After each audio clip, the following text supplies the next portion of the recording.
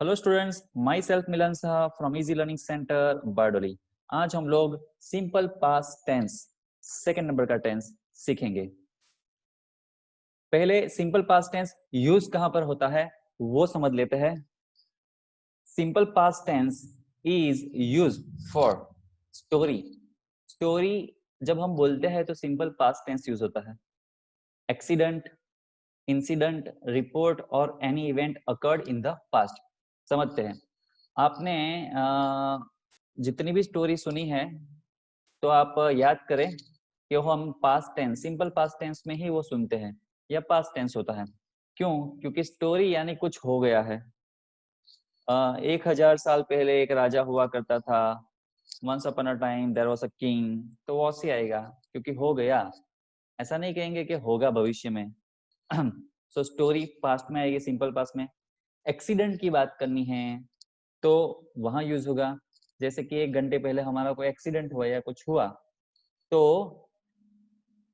हम ऐसा कभी नहीं कहते क्यों मेरा कल एक्सीडेंट होने वाला है। फ्यूचर में कभी बात नहीं करते क्या अभी मेरा एक्सीडेंट हो रहा है, ऐसा भी याद नहीं आता। एक्सीडेंट हो गया यानी पास्ट हो गया, घटना आगे चली गई। इंसिडेंट, दूसरा कोई भी इंसिडेंट, इंसिडेंट तभी कहते हैं जो घट गया। गुजराती हिंदी में उसको बोलते हैं घटना। रिपोर्ट, मान लीजिए कि कल आपकी स्कूल में ट्री प्लांटेशन का प्रोग्राम था तो उसके ऊपर रिपोर्ट लिखना है और पेपर में पब्लिश करना है तो डेफिनेटली प्रोग्राम हो गया, पास्ट में आएगा, इसलिए सिंपल पास्ट टेंस में उसको लिखेंगे। और any event occurred in the past, इसके अलावा कोई भी इवेंट या घटना जो पास्ट में हो गई है उसको सिंपल पास्ट टेंस कहते हैं। अभी मैं यहाँ पर आपको पास्ट टेंस किसको कहते हैं वो भी समझा देता हूँ। प्रेजेंट किसको कहते हैं, पास्ट किसको कहते हैं और फ्यूचर किसको कहते हैं।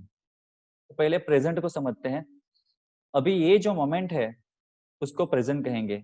Just like I am speaking, मैं बोल रहा हूँ, बोलने का काम मेरा चालू है, टीचिंग का काम मेरा अभी चालू है, मैं आपको सिखा रहा हूँ, तो प्रेजेंट में हो रही है। दूसरा पास्ट यानी 1 सेकंड पहले भी कुछ हो गया, 1 सेकंड पहले भी कुछ हो गया तो वो पास्ट ही हो गया, अभी वो प्रेजेंट ना रहा।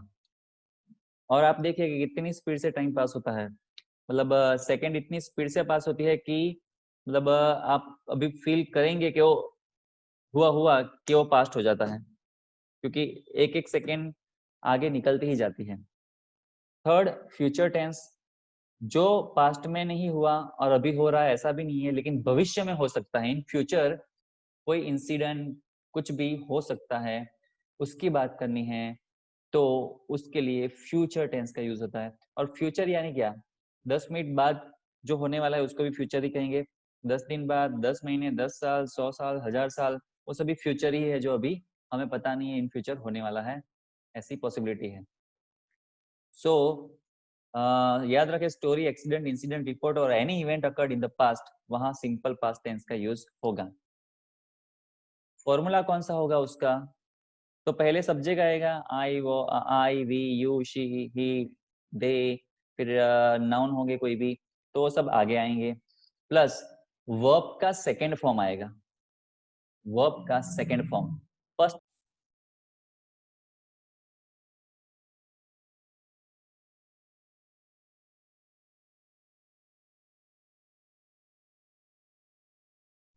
सेकंड टेंस यानी कौन सा टेंस? जैसे कि डू का हो जाएगा डीड, गो का हो जाएगा वेंट, प्ले का हो जाएगा प्लेड। तो वो सेकंड सेकंड फॉर्म यहाँ पर लगेंगे, फर्स्ट नहीं लगेंगे पास्ट टेंस में, इसीलिए सेकंड फॉर्म को पास्ट फॉर्म भी कह सकते हैं। कुछ एग्जाम्पलों से समझते हैं।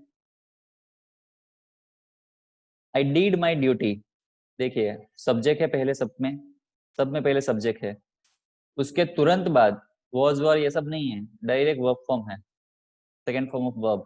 ओके, तो ये डू का डीड सेकंड फॉर्म होता है तो डीड लिखा है। हेल्प लिखा है सेकंड फॉर्म है, फर्स्ट फॉर्म होता है हेल्प।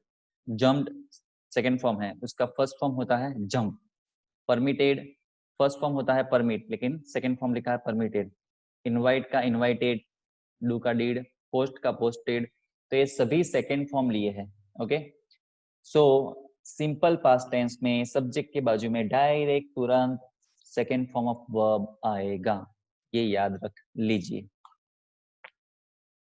अभी इसमें नेगेटिव बनाना हो तो कैसे बनेगा? तो उसका फॉर्मूला है subject plus did not plus verb का कौन सा फॉर्म है, देखो फर्स्ट फॉर्म है।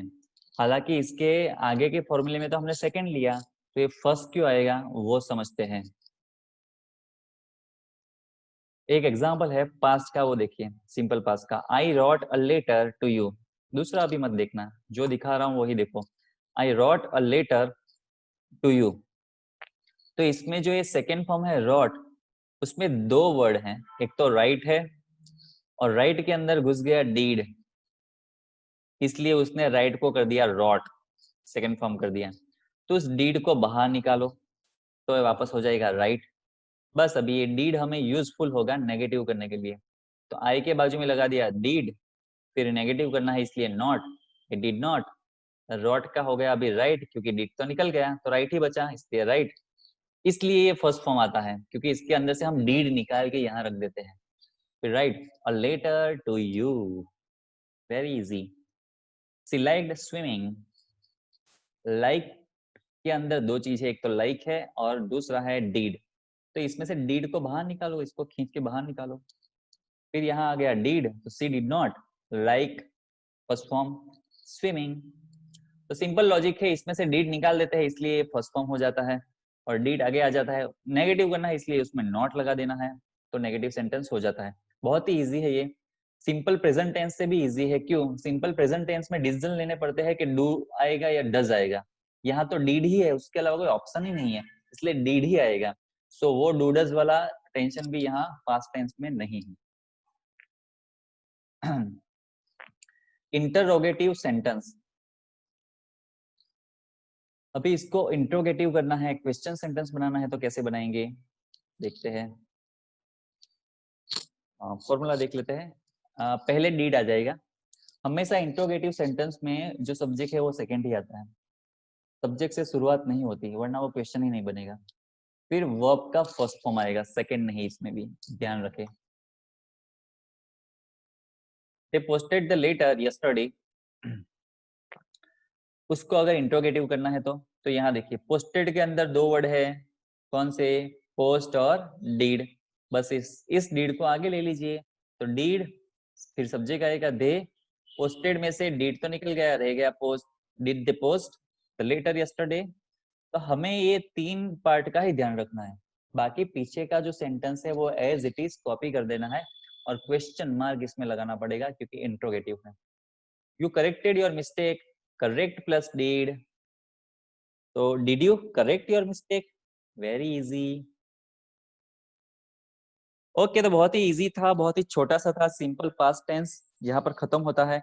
अभी आपको मैंने जो एक्सरसाइज दी है वो एक्सरसाइज आपको करनी है, तो सिंपली उसी तरह से करनी है जो सिंपल प्रेजेंट में आपने किया। वापस एक बार समझा देता हूँ आपको। जो एक्सरसाइज है उसमें ब्लैंक है, उसमें ये सब्जेक्ट दिए हुए हैं, फिर उसके बाजू में ब्लैंक होगा, ये वर्ब नहीं दिए हुए, लेकिन इन वर्ब को पीछे ब्रैकेट में दिया हुआ है।